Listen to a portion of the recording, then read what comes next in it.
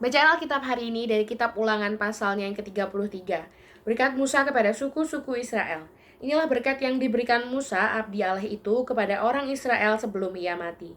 Berkatalah ia, Tuhan datang dari Sinai dan terbit kepada mereka dari Seir. Ia tampak bersinar dari pegunungan Paran dan datang dari tengah-tengah puluhan ribu orang yang kudus. Di sebelah kanannya tampak kepada mereka api yang menyala. Sungguh ia mengasihi umatnya. Semua orangnya yang kudus, di dalam tangan mulah mereka, pada kaki mulah mereka duduk, menangkap sesuatu dari firman-Mu. Musa telah memerintahkan hukum Taurat kepada kita, suatu milik bagi jemaah Yakub.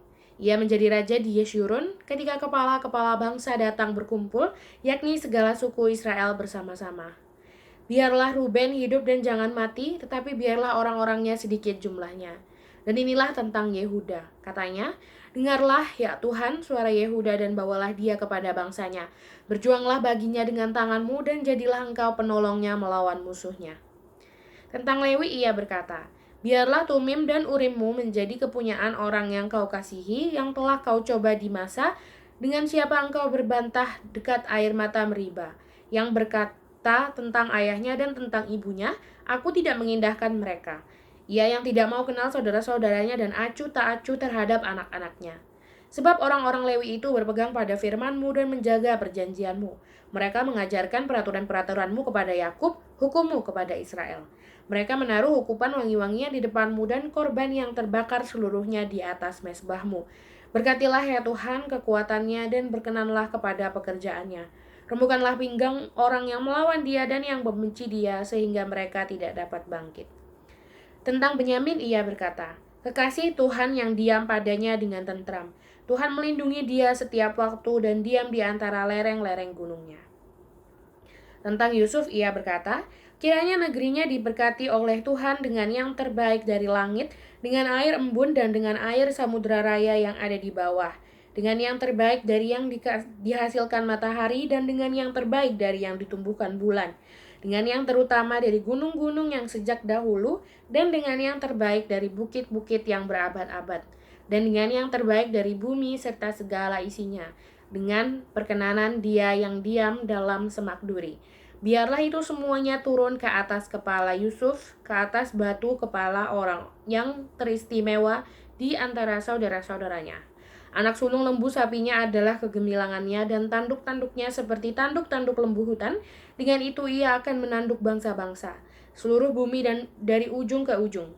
Itulah orang Efraim yang puluhan ribu dan itulah orang Manasya yang ribuan. Tentang Zebulon ia berkata, bersukacitalah hai Zebulon atas perjalanan-perjalananmu dan engkau pun hai Isakar atas kemah-kemahmu. Bangsa-bangsa akan dipanggil mereka datang ke gunung. Di sanalah mereka akan mempersembahkan korban sembelihan yang benar, sebab mereka akan mengisap kelimpahan laut dan harta yang terpendam di dalam pasir.